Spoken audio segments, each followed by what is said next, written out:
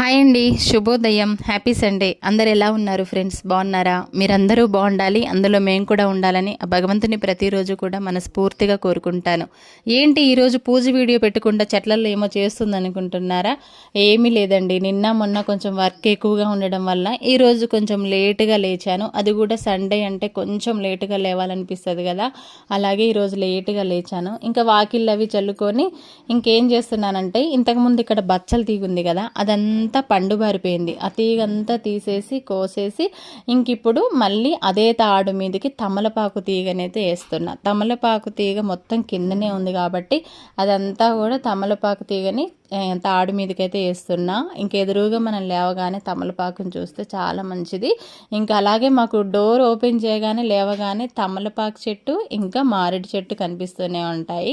చాలామంది ఇంట్లో తమలపాకు చెట్టు ఉండొద్దు అంటారు, కానీ ఏం కాదు, తమలపాకు లక్ష్మీ స్వరూపం కాబట్టి తమలపాకు చెట్టు ఇంట్లో ఉంటే చాలా మంచిది అని నేను చెప్తాను. నాకు తెలిసింది ఇది, నేను ఇదే చెప్తాను.